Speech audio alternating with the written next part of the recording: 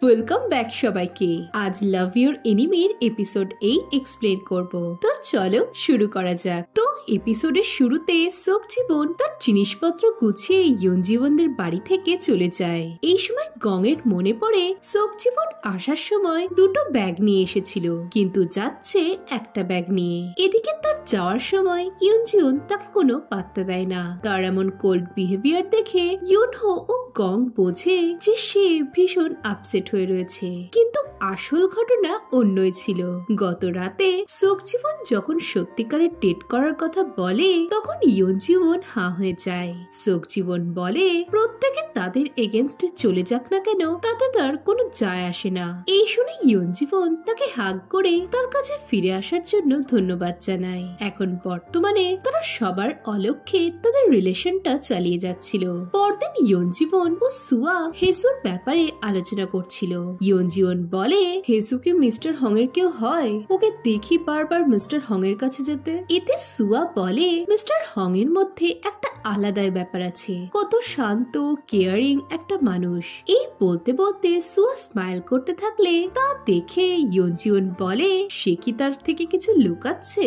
এতে সুয়া কথাটা এড়িয়ে যায়। পরের সিনে সোকজিবন ইয়ঞ্জিবনকে লাঞ্চের জন্য মেসেজ করতে থাকে। এদিকে গং এর ট্রেনিং কমপ্লিট হয়ে গেলে সে ইয়ঞ্জিবনকে তার সাথে মুভি দেখতে যেতে বলে। এতে ইয়ঞ্জিবন বলে সে মুভি দেখতে যাবে না, তবে তারা লাঞ্চ করতে যেতে পারে। অন্যদিকে সোকজিবন লিকে দিয়ে সুশি আনায়, আর একটা বস লিকে নিতে বললে লি অনেক খুশি হয়। সে জানতে চায় সে কি সুশি খাইয়ে মিস ইয়ঞ্জিবনের সাথে ফ্লার্ট করার চেষ্টা করছে।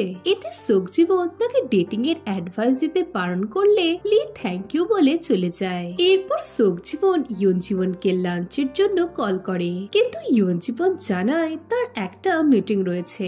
এই দেখে সোকজিবন একটু আপসেট হলে তখনই লক্ষ্য করে যে ইয়ঞ্জিবন গং এর সাথে কোথাও যাচ্ছে। এদিকে লি যেই খেতে বসে তখনই সোকতে তাকে দেখা করতে বলে, আর বলে যেন সে এটা সোকজিবনকে না জানায়। পরে শ্রী ইয়ঞ্জিবন গংকে প্রশ্ন করে সে কেন অর্ধেক খেয়ে উঠে পড়ল।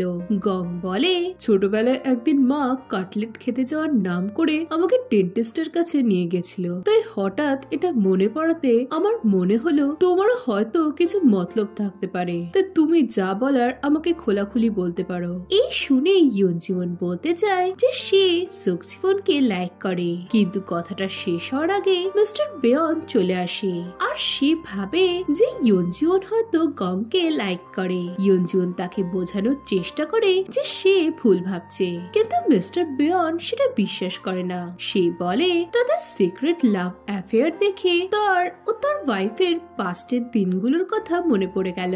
সে কথা দেয় যে এই বিষয়টা সে স্কুলে সিক্রেট রাখবে, কিন্তু বাস্তবে তা হয় না। পুরো স্কুলে ছড়িয়ে যায় যে গং ও ইয়ঞ্জিবন ডেট করছে।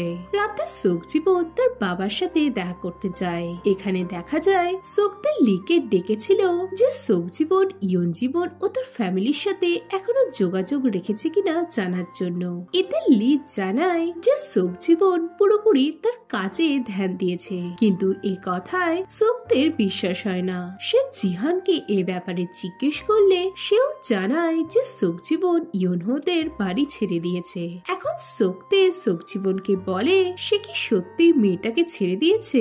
এতে সোকজিবন বলে আমি কাকে ডেট করব সে বিষয়ে আমার তোমার পারমিশনের দরকার নেই, আর ফিউচারে কখনো তুমি স্কুল কোয়ার্টার ভাঙার চেষ্টা করবে না। এই শুনে সোকতে রেগে যায়। নেক্সট দিনে সোকজিবন ইয়ঞ্জিবনকে কল করে না পেলে আপসেট হয়ে তার রুমে যায়। তখনই জিহানকেও সেই বিল্ডিং এ দেখা যায়। এদিকে সোকজিবন রুমে এসে ইয়ঞ্জিবনকে বসে থাকতে দেখে চমকে যায়। ইয়ঞ্জিবন ঘুমাচ্ছে ভেবে সে তার কাঁধে মাথা দিয়ে ঘুমোতে গেলে ইয়ঞ্জিবন বলে ওঠে সে জেগে আছে। এরপর সোকজিবন তাকে কিস করতে যায়, কিন্তু ইয়ঞ্জিবন হেসে ফেললে সে রেগে যায়। পরদিন ইয়ঞ্জিবন ও গং এর আউটফিট সেম হয়ে গেলে সবাই তাদের কাপল ভেবে কংগ্রাচুলেট করতে শুরু করে। এদিকে এতে সোকজিবন শক পায়। ইয়ঞ্জিবন তাকে বোঝায় যে ভুল করে তাদের আউটফিট সেম হয়ে গেছে। এতে সোকজিবন তাকে ড্রেসটা আর পরতে বারণ করে দেয়। পরের সিনে একটা দোকানে মিস্টার হং ও সুয়ার দেখা হয়। কথা বলতে বলতে বাড়ি ফেরার সময় সুয়া তাকে ডিনারের জন্য জিজ্ঞেস করতে যায়, কিন্তু তখনই একজন এসে হংকে ডাকলে হং তার সাথে চলে যায় আর এতে সুয়ার মন ভেঙে যায়। নেক্সট সিনে সোকজিবন ইউনহোর বাড়ি তার অবশিষ্ট জিনিস আনতে গেলে ইউনহো তাকে ডিনার করে যেতে বলে। এই সময় সোকজিবন জানতে পারে যে পরদিন স্কুলের সব টিচাররা তাদের বাৎসরিক ওয়ার্কশপ করতে বাইরে যাচ্ছে। ইয়ঞ্জিবন গংকে বলে যে এবার যেহেতু তার প্রথম বছর তাকে ওখানে গিয়ে গান গাইতে হবে। এতে ইয়নহো হেসে বলে যে তাদের ভাইস প্রিন্সিপাল ড্রাঙ্ক হয়ে লোকেদের জোর করে গান গাওয়ায়, তাই সে যেন ভাইস প্রিন্সিপালকে অ্যাভয়েড করে চলে। কিন্তু এতে গং জানায় এতে সে অনেক এক্সাইটেড। এদিকে এসব দেখে সোকজিবন জেলাস হয়। পরের সিনে সে ইয়ঞ্জিবনকে বলে সে কি তাকে 2 দিন না দেখে থাকতে পারবে।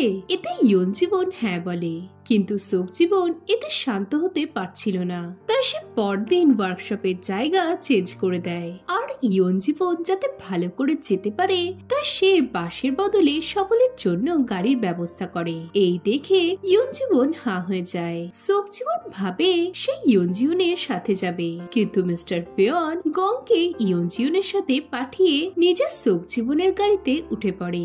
আর এতে সোকজিবনের মুড অফ হয়ে যায়। অন্যদিকে ইয়নহো জিহানকে বলে তার কি মনে আছে তারা হোসককে সঙ্গী করে এভাবেই শপিং করত আর ক্যাম্পিং এ যেত। এতে জিহান স্মাইল করলে ইয়নহো তাকে বলে ইয়ঞ্জিউন আজ বাড়ি নেই, তাই তারা ড্রিঙ্কস করতে পারে। এই সময় রিপোর্টার ইয়নহোকে কল করে জানায় যে তারা তার স্টোরিটা কভার করতে পারবে না। পরের সিনে সোকজিবন ইয়ঞ্জিউনের পাশে বসার চেষ্টা করে, কিন্তু ভাইস প্রিন্সিপাল তাকে নিজের পাশে বসায়। এদিকে গং এসে ইয়ঞ্জিউনের পাশে বসে পড়লে সোকজিবন হতাশ হয়। এরপর রাতে ভাইস প্রিন্সিপাল ড্রিঙ্কস করে গংকে স্টেজে গান করতে ডাকে আর গং এর সাথে ইয়ঞ্জিবনকেও ডুয়েট গাইতে বললে দুই জীবনই অনেক চাপে পড়ে যায়। গং একটা রোমান্টিক সং গাইতে শুরু করে আর সবাইকে অবাক করে দিয়ে সোকজিবন স্টেজে এসে তার সাথে গাইতে শুরু করে আর ইশারায় ইয়ঞ্জিউনের সাথে ফ্লার্ট করতে থাকে। নেক্সট সিনে জিহানকে সোকতের সাথে দেখা যায় আর জানা যায় সোকতে তার পাওয়ার ইউজ করে রিপোর্টারদের আর্টিকেল পাবলিশ করতে আটকে দিয়েছিল। এরপর সোকতে জানতে পারে যে সোকজিবন তাদের নিউ রিসর্টে টিচার্সদের ওয়ার্কশপের ব্যবস্থা করেছে আর সবার সাথে সেও ওখানেই আছে। এটা জেনে সোকতের সন্দেহ হলে সে তার অ্যাসিস্ট্যান্টকে রিসর্টের দিকে যেতে বলে। এদিকে চা তখন সমুদ্রের ধারে একা হাঁটছিল। জলের ধাক্কায় সে পড়ে যেতে গেলে সোকজিবন তাকে ধরে ফেলে। এরপর চা জানতে চায় সে ইয়ঞ্জিবনকে কেন বলেনি যে সে তার ফোন লুকিয়ে রেখেছিল। চা বলতে চায় যে 18 বছর আগে সোকজিবন চলে যাওয়ার পর যখন সে ইয়ঞ্জিবনকে কল করছিল তখন সে কি করেছিল, কিন্তু সোকজিবন তাকে থামিয়ে এসব কথা ইয়ঞ্জিবনকে বলতে বলে। চা বলে আমি ইয়ঞ্জিবনকে লাইক আর হেট দুটোই করে আসলেও ইয়ঞ্জিবন কিন্তু চিরকাল আমার বন্ধু বলে ভেবে এসেছে আর এজন্য আমি ওকে লাইক করি। আমি ভয় পাই যে সবটা জেনে ও হয়তো আমার সাথে বন্ধুত্বটা আর রাখবে না, কিন্তু তাও আমি যখন রেডি হব তখন ওকে সবটা জানিয়ে দেব। এই বলে চা উঠে পড়লে সোকজিবন তার খালি পা দেখে নিজের জুতো চাকে দিয়ে দেয়। পরের সিনে ভাইস প্রিন্সিপাল ইয়ঞ্জিবনকে ড্রিঙ্কস করার জন্য জোরাজুরি করতে থাকলে গং এসে তাকে বাঁচায়। এতে ইয়ঞ্জিবন তাকে ধন্যবাদ জানালে গং বলে সবাই ভাবে আমরা ডেট করছি, তাই এই ভাবনাটা ইউজ করেছি কেবল। ইয়ঞ্জিবন বলে সে অনেক লজ্জিত যে তার জন্যই গং এর নামে এমন কথা রটে গেছে। এতে গং বলে সে এতে কিছু মনে করেনি, কারণ এটা এটা কেবল অর্ধেক সত্যি। এই বলে সে হতাশ হয়ে চলে যায়। অন্যদিকে সুয়া মিস্টার হং এর রুমে যায় আর তাকে সেদিনকার মহিলার ব্যাপারে জিজ্ঞেস করে। এতে হং কিছুটা অপ্রস্তুত হয়ে জানায় যে সে এ বিষয়ে কিছু বলতে চায় না। এরপর হং সুয়ার মনের ভাব বুঝতে পেরে সুয়াকে বলে সে যেন তাকে নিয়ে কোনো স্বপ্ন না দেখে। এদিকে হং এর কাছে রিজেক্ট হয়ে সুয়ার ভীষণ খারাপ লাগে। এদিকে সুয়া চলে গেলে হংও আপসেট হয়ে যায়। নেক্সট সিনে সোকজিবন ইয়ুনজিবনের জানলায় নুড়ি ছুঁড়ে তাকে নিচে আসতে বলে। এরপর তারা সোকজিবনের রুমে গেলে যা তাদের দেখে ফেলে। এদিকে ইয়ুনজিবন বলে তার এভাবে ওয়ার্কশপটা আয়োজন করা একটু বাড়াবাড়ি হয়ে গেছে। এতে সোকজিবন জানায় যে সে তার জন্য সব করতে পারে। এই বলে সে জানায় এখনো কিছু সারপ্রাইজ বাকি রয়েছে। ইয়ুনজিবন অবাক হলে সোকজিবন তাকে সমুদ্রের দিকে তাকাতে বলে। এই শুনে ইয়ুনজিবন সেদিকেই তাকিয়ে থাকলে সোকজিবন তাকে কিস করে। পরের সিনে সোকতে রিসর্টে চলে আসে। তাকে দেখে যা তার কাছে গেলে সোকতে তাকে চিনতে পারে। যা বলে তুমি কি সোকজিবনকে খুঁজছো? আমি ওর রুম তোমায় দেখিয়ে দিতে পারি। এই বলে সে সোকতেকে নিয়ে সোকজিবনের রুমের দিকে আসতে থাকে। একটা রুমে এসে সোকতে বেল বাজায়, কিন্তু কেউ উত্তর না দিলে সোকতে মাস্টার কার্ড দিয়ে দরজা খোলে। আর এখানে এপিসোড 8 শেষ হয়। তো এরপর কি হবে? সোকতে কি সত্যি দুই জীবনকে পাকড়াও করে ফেলবে? জানতে হলে ভিডিওটা লাইক করে তোমাদের মতামত কমেন্টে জানাও। আর স্টোরিটা ভালো লাগলে সাবস্ক্রাইব করে পাশে থাকো। তো আজ এখানেই শেষ, দেখা হচ্ছে নেক্সট ভিডিওতে। বাই।